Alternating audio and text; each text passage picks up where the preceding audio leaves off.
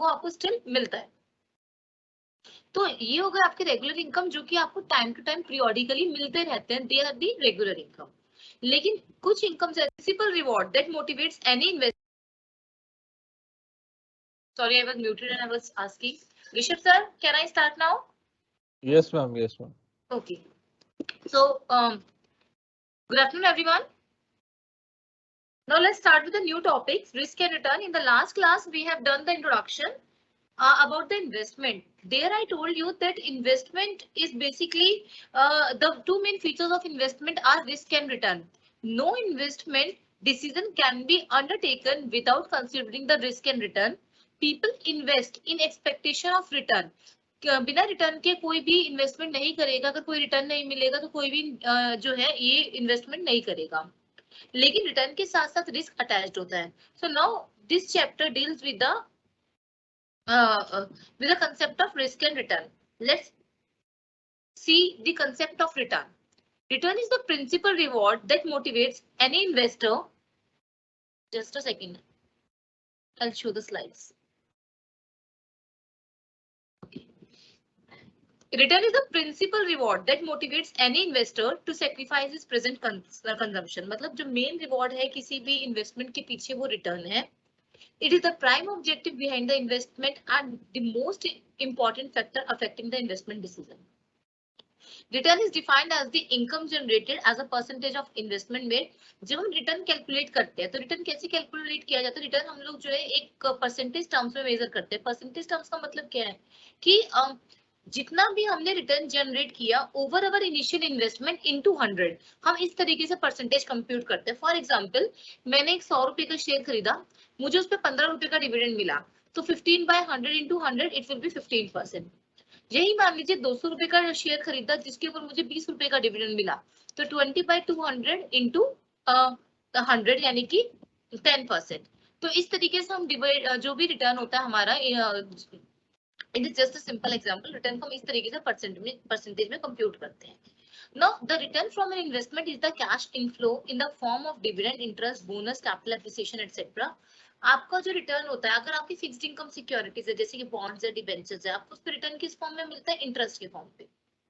वहीं पर अगर आपके इक्विटी शेयर या प्रेफरेंस शेयर है तो इन पे आपको डिविडेंड मिलता है। इक्विटी शेयर्स में आपको बोनस शेयर्स भी मिलते हैं, और आपको जो अगर over a period of time आपके प्राइस में जो एप्रिसिएशन होता है that is called the capital appreciation, आपको वो भी मिलता है। तो दीज आर डिफरेंट फॉर्म्स जिस फॉर्म में आपको रिटर्न जो है मिल सकते हैं। नाउ जो रिटर्न है आपके, उसके दो मेजर कंपोनेंट्स माने जाते हैं। फर्स्ट आपका है रेगुलर इनकम, सेकंड है कैपिटल एप्रिसिएशन। रेगुलर इनकम क्या होता है? It is basically it is in the form of regular, जो आपको रेगुलर इनफ्लो होता है। जैसे अगर इंटरेस्ट है, आपको पता है एनुअल इंटरेस्ट मिलता है। There are few companies which pays dividend. Also जो प्रेफरेंस डिविडेंड है उसका फिक्स परसेंटेज होता है, रेगुलर फॉर्म में आपको मिलता है। ये इक्विटी पे जो डिविडेंड होता है वो भी कई कंपनीज रेगुलरली पे करती है, although the amount of dividend is not sure, but वो आपको स्टिल मिलता है। तो ये हो गया आपके रेगुलर इनकम, जो कि आपको टाइम टू टाइम पीरियोडिकली मिलते रहते हैं, they are the regular income. लेकिन कुछ इनकम ऐसी होती है रेगुलर नहीं होती है, जो आपको, जैसे मान लीजिए बोनस अगर एक कंपनी दे रही है तो बोनस वो रोज रोज नहीं देती है, कुछ सालों में, 5 साल में, 10 साल में बोनस दिया या राइट इशू किया, दैट इज, या फिर आपके जो मार्केट प्राइस है शेयर का, आज आपने 100 रुपए की इन्वेस्टमेंट करी लेकिन वो 5 साल बाद 150 की हो गई, तो वो जो 50 रुपीज है दैट इज कैपिटल एप्रिसिएशन। ठीक है, तो ये जो होता है आपके दो पार्ट्स होगा, एक तो रेगुलर इनकम और एक हो गया आपका capital appreciation. These are the two main components of return. While on the basis of the calculation, yeah, for the purpose of calculating the returns, we have three types of returns: realized return, average return, and expected return. Realized return, as the name suggests, is the return that is actually realized. जो return हमने actual में earn कर लिया है, that is the realised return. अब actual में earn कर लिया का मतलब क्या है? देखिए, it is the return that is actually earn by the investor.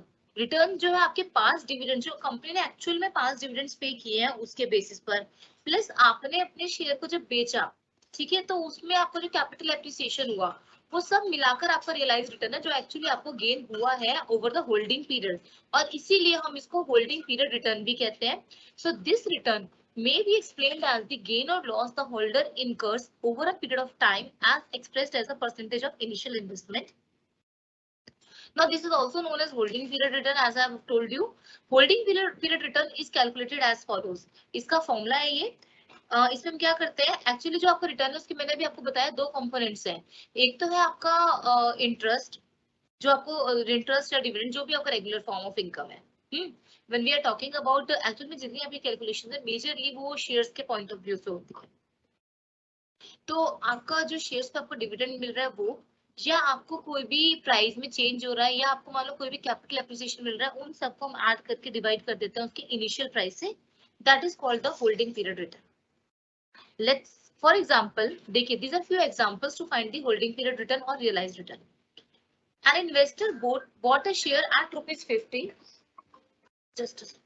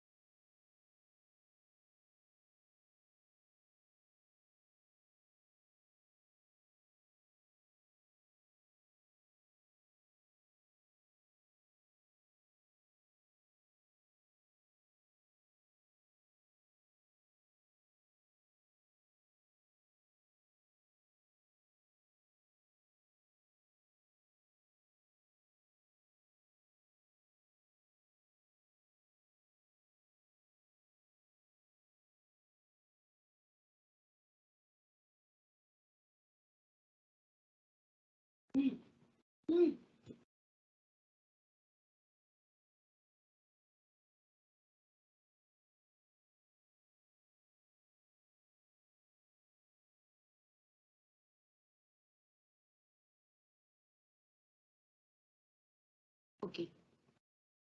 We are looking about the we are looking at the examples. Now first is an investor bought a share at rupees 50. At the end of the year, he sold the share at rupees 60. No dividend was paid during the year. आपका देखिए initial investment कितने का है, 50 rupees का है, ठीक है।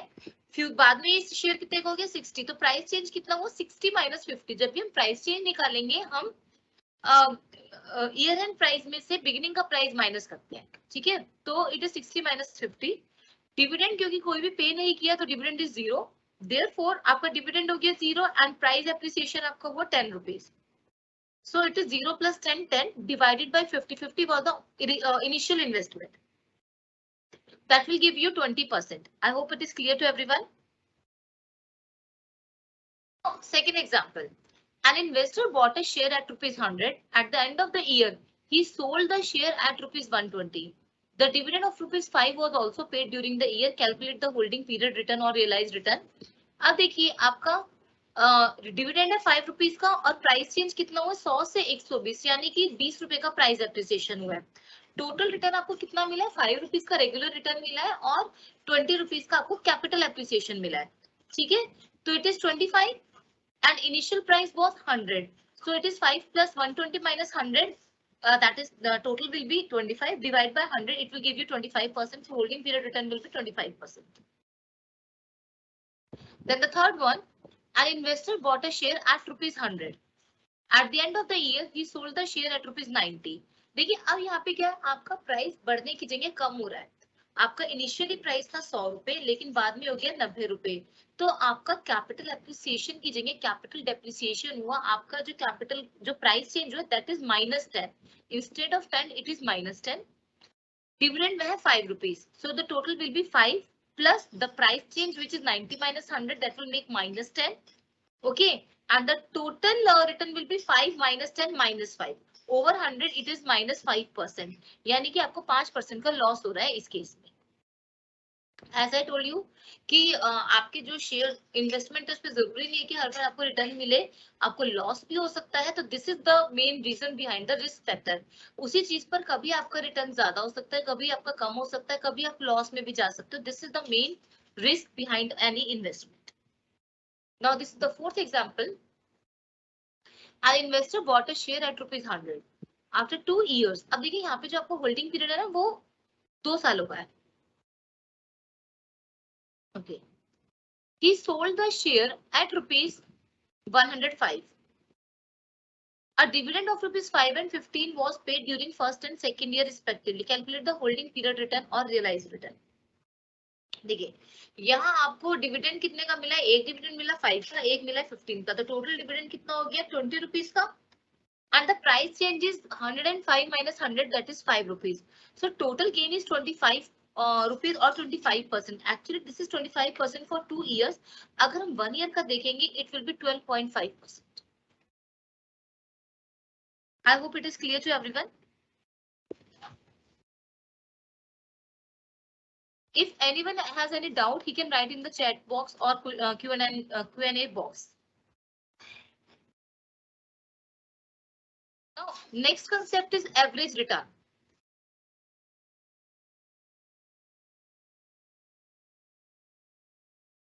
Is the screen visible? मुझे ऐसा लग रहा है कि शायद ये स्क्रीन शेयर बंद हो गया है बीच में।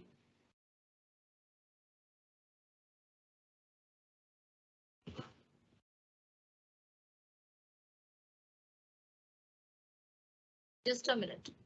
शायद शेयरिंग बंद हो गई है, 2 मिनट दीजिए। ओके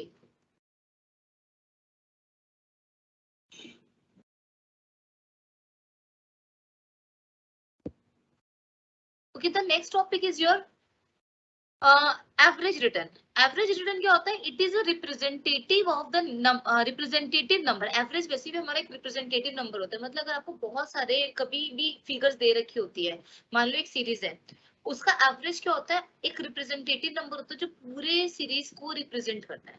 ठीक है, सिमिलरली आपका जो एवरेज रिटर्न है वो भी आपका एक रिप्रेजेंटेटिव नंबर है which shows the percentage of the past year returns.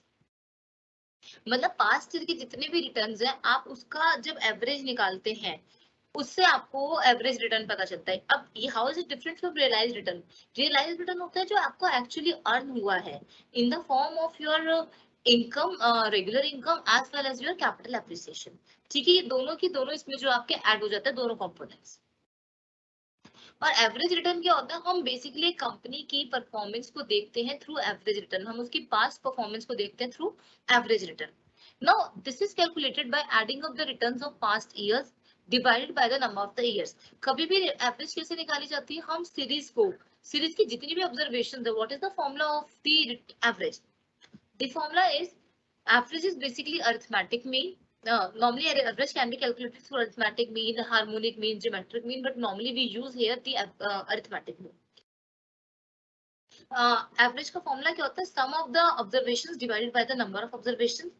Therefore आपका एवरेज रिटर्न भी कैसे कैलकुलेट होगा? पिछले सालों का जो भी रिटर्न एक्चुअल में मिला है, जो डिविडेंड मिला है, रिटर्न मिला है, हम उसको ऐड कर देंगे और उसको डिवाइड कर देंगे bye the number of year से। मान लो मैं पिछले 10 सालों का रिटर्न निकाल रही हूँ, एवरेज निकाल रही हूँ, पिछले 10 सालों का रिटर्न मुझे गिवन है, तो 10 सालों की रिटर्न को ऐड करके उसको 10 से डिवाइड कर देंगे तो I will get the average return of the 10 years. मतलब एनुअल रिटर्न्स को ऐड करके divide by the number of years आप करेंगे तो आपके पास एवरेज रिटर्न आ जाएगा।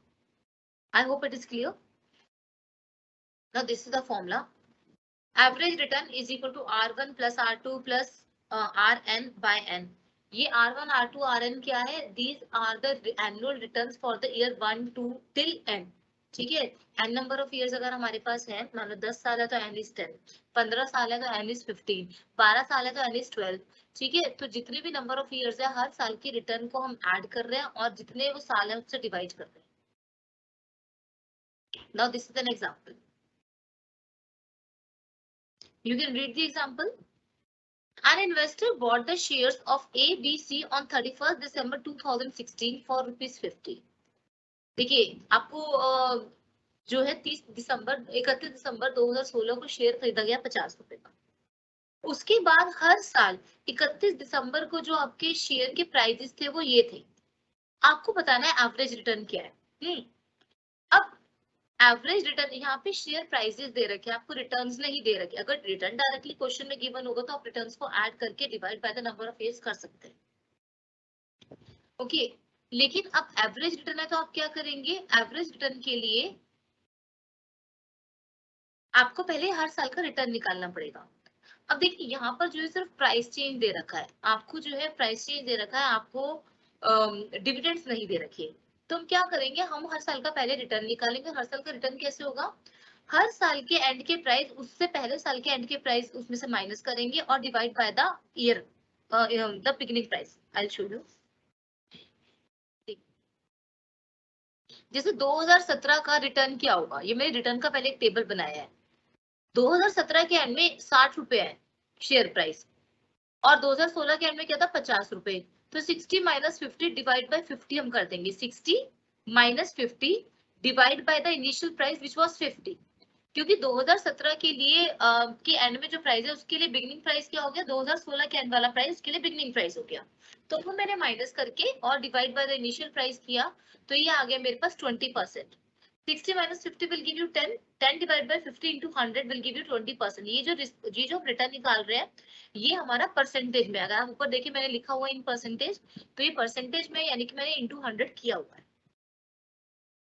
नाउ 2018 66 रुपीज ईयर एंड का प्राइस है, 2017 के एंड में कितना था 60, तो टोटल चेंज कितना हुआ प्राइस में 66 minus 66 rupees. This 6 will be divided by the initial price. अब देखिए 2018 के लिए पहले का प्राइस क्या हो गया 2017 वाला, तो हमने 60 से डिवाइड किया आपकी बार and it will give you 10%।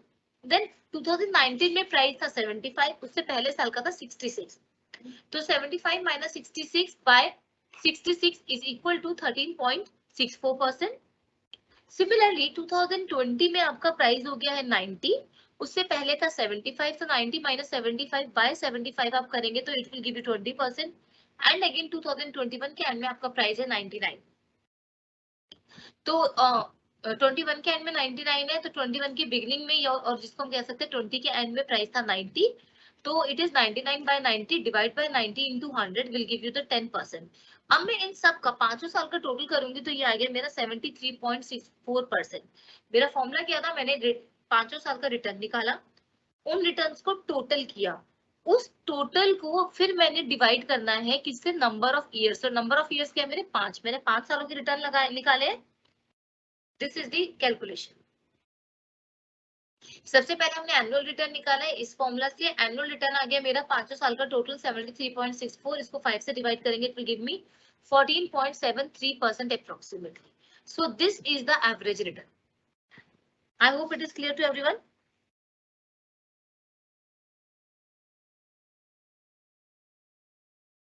Next example, you can read the example. Assume that in example number 5 above, the company also pays dividend of rupees 5, 6, 3, 5 and 7 respectively in the year 2017, 18, 19, 20, 21। आपको सभी सालों का जो है ये दे रखा है। अभी तक जैसे पिछला जो क्वेश्चन था सिर्फ आपको प्राइस चेंज गिवन था, डिविडेंड नहीं था, लेकिन अब मान लीजिए कंपनी जो है डिविडेंड भी पे कर रही है। कंपनी ने अगर डिविडेंड भी पे किया है, कितना पहले साल में 5, फिर 6, फिर 3, फिर 5 और फिर 7। Hello,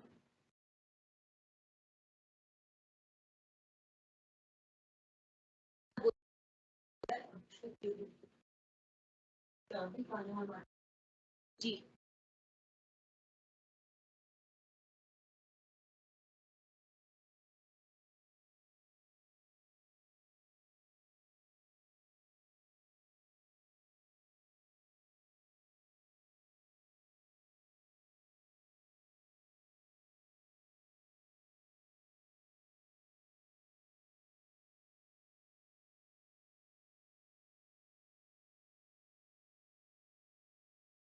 sorry for the interruption.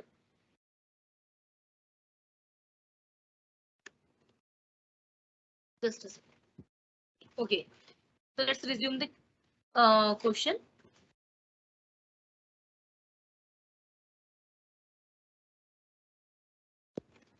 Okay, now in this question हमारा जो पहले वाला क्वेश्चन था ये उसी के कंटिन्यूएशन में है, लेकिन अब मेरे पास डिविडेंड भी ऐड हो गया। अब अगर डिविडेंड ऐड हो गया तो हर साल का रिटर्न मेरा चेंज हो जाएगा। अब रिटर्न कैसे हो जाएगा, देखिए हमने होल्डिंग पीरियड रिटर्न में क्या पढ़ा था कि रिटर्न क्या होता है, dividend plus price change divide by the initial price of the share into 100। तो वही करेंगे हम।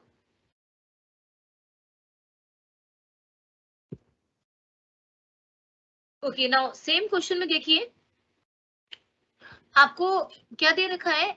जैसे 2016 में आपने 50 का शेयर खरीदा, 2017 में आपका शेयर प्राइस हो गया 60 रुपीज, और तो 60 रुपीज का मतलब क्या है, कैपिटल गेन। हम इसको हमने अलग से क्लासिफाई कर दिया, price change is called the capital gain. पहले 50 का शेयर था, 60 में हो गया, तो 10 rupees is the capital gain, और डिविडेंड मिला है 5 रुपए का। तो टोटल मुझे कितने का बेनिफिट हुआ, 15 रुपीज का। This 15 will be divided by the initial price of the share which is rupees 50. Okay, और इंटू 100 करते हैं परसेंटेज निकालने के लिए, तो it will give you 30%। Similarly 2018 में, अब 17 में शेयर था 60 रुपए का, 18 में हो गया 66 का, तो प्राइस चेंज या जिसको हम कैपिटल गेन कहेंगे वो बन गया मेरा 66 का 6 रुपीज का कैपिटल गेन हो गया। उस कैपिटल गेन में मैंने 6 रुपए का डिविडेंड मुझे मिला है, मैंने वो भी ऐड कर दिया, तो it will give me 6 + 6 12 total. And अब मेरे लिए इनिशियल प्राइस क्या हो जाएगा, मेरे लिए इनिशियल प्राइस हो जाएगा 60 रुपीज। कैसे, क्योंकि 2018 का जब हम कैलकुलेट कर रहे हैं तो उसके लिए इनिशियल प्राइस क्या हो जाएगा 60 रुपीज। 2017 के एंड वाला प्राइस जो है उसके लिए बिगनिंग का प्राइस बन जाएगा। तो अब मेरे को मेरा रिटर्न हो 12/60 × 100, इट इज 20%। सिमिलरली 2019 में मेरा शेयर प्राइस कितने का है, शेयर प्राइस हो गया 75 का, यानी कि 66 रुपीज का शेयर 75 का हो गया, तो मेरे पास कैपिटल गेन कितने का हुआ 9 रुपए का, डिविडेंड मुझे मिल रहा है 3 रुपए का, तो टोटल मेरा बेनिफिट हो गया 12 रुपए का। अब ये 12 रुपीज मेरा इस साल का रिटर्न है, जो कि एब्सोल्यूट रिटर्न है। एब्सोल्यूट रिटर्न किसे कहते हैं, एब्सोल्यूट रिटर्न मतलब होता है मनी टर्म्स में रिटर्न जो होता है उसको हम एब्सोल्यूट रिटर्न कहते हैं। लेकिन जब हम उसको परसेंटेज में कन्वर्ट कर देते हैं, एक्चुअल में रिटर्न हम परसेंटेज वाले को मानते हैं ताकि हम कंपैरिजन कर सके, तो रिलेटिव फॉर्म हम कहते हैं परसेंटेज रिटर्न को। तो हम लोग जो कैलकुलेशन के लिए यूज करते हैं वो हमेशा परसेंटेज में लेके आते हैं, एंड परसेंटेज के लिए जो बेस लिया जाता है वो बिगनिंग के प्राइसेस कह दो या पिछले साल के एंड के प्राइसेस जो होते हैं वो हमारे परसेंटेज का बेस बनता है। ओके, सो यहाँ पर मेरा बेस क्या बन गया, मेरा रिटर्न हुआ 12 रुपीज और मेरे पिछले साल का प्राइस क्या था 66, तो it will give me 18.18। Similarly 2020 में आपका शेयर हो गया 90 रुपीज। अब देखो 75 से 90 अगर हो गया है तो मेरे पास कैपिटल गेन हुआ 15 रुपीज का, 5 rupees dividend, the total will be 20 divide by 75 will give you 26.67%। Then we have the last one 21 में मेरा 99 हो गया है शेयर, तो 90 से 99 हुआ तो कैपिटल गेन इज 9 रुपीज और 7 रुपए का मुझे डिविडेंड मिला, टोटल 16 रुपए का प्रॉफिट होता है। 16/90 करके हम इसका फिर से परसेंटेज निकाल लेंगे। अब ये सारे पांचों साल का जो रिटर्न है अगर हम उसका टोटल देखेंगे तो इट विल बी व्हाट 112.62। और मुझे क्या निकालना है, रिटर्न निकालना है, एवरेज रिटर्न निकालना है, 5 साल का इतना रिटर्न है, एवरेज निकालने के I divide by 5 which will give me 22.52% approximately. This is return in the last row. Last row में अगर आप देखोगे तो यहाँ आपको एवरेज रिटर्न गिवन है। आई hope it is clear.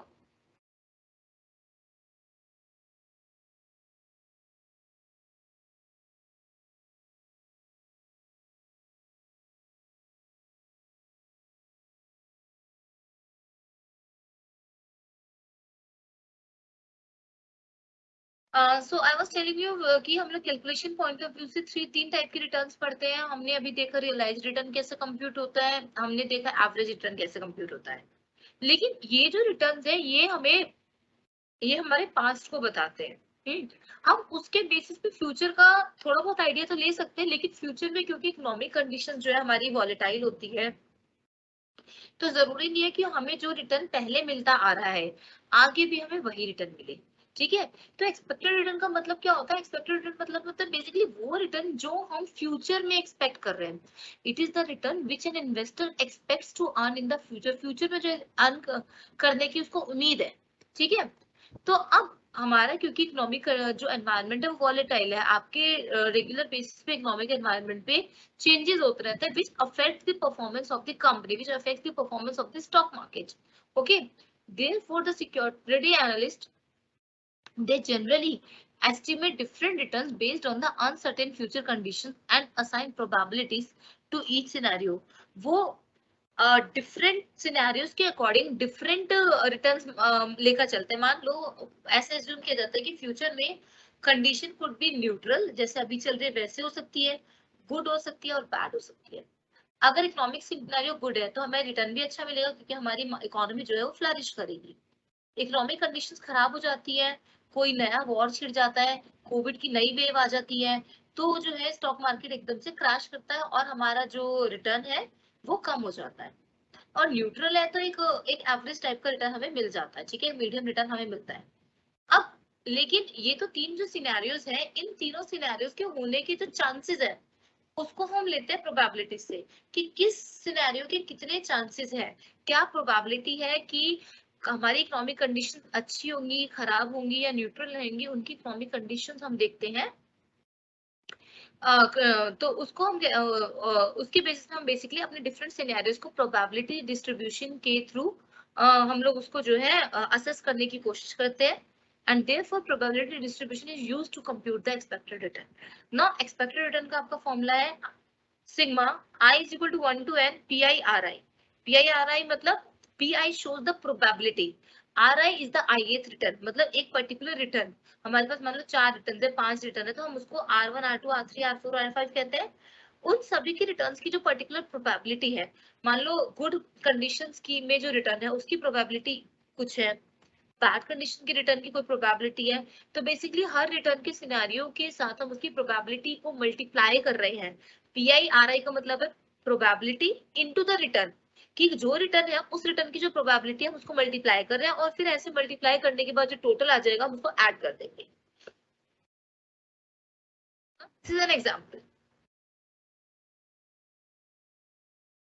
An investor expects the following returns in three economic scenarios: good, normal, bad, having different probabilities as given below. Calculate the expected return. मान लीजिए एक इन्वेस्टर है, उसके पास तीन जो है scenarios है, गुड, नॉर्मल, बैड, तीन इकोनॉमिक कंडीशंस है।